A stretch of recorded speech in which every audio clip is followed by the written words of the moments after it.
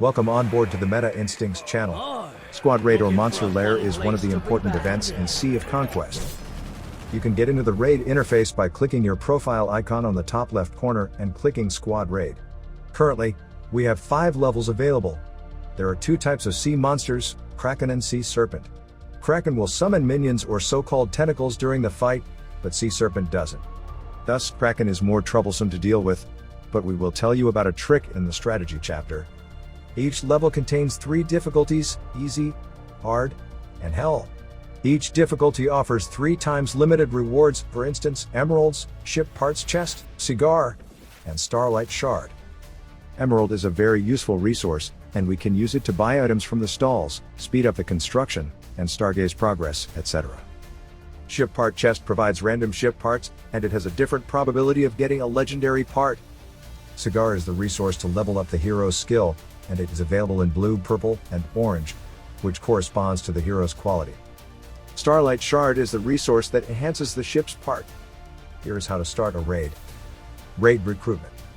We can join other players' raid recruitment by clicking it before it is full or expired. Alternatively, we can create our recruitment by visiting the raid interface, selecting the desired level and difficulty, clicking the plus icon, and sharing the recruitment in the gang or high sea chat. Wait for players to join your team.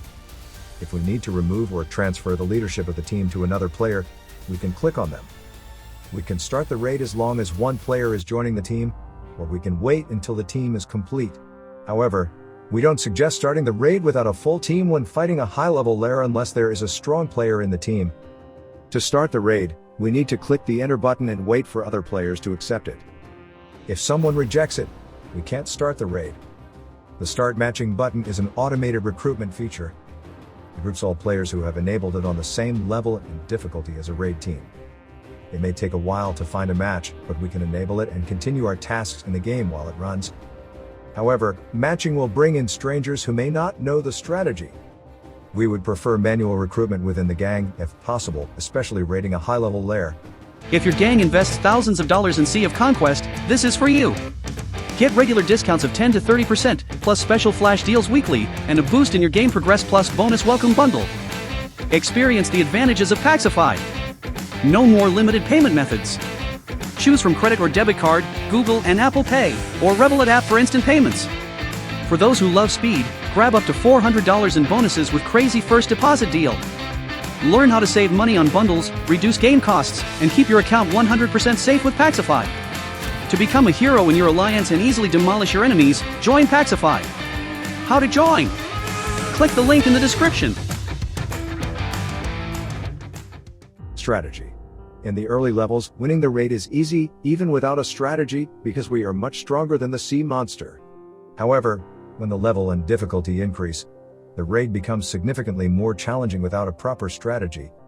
The first rule in the raid is that we must not leave the sea monster idle because it will replenish its full health in seconds. At least 1 player must continue the attack and keep it busy.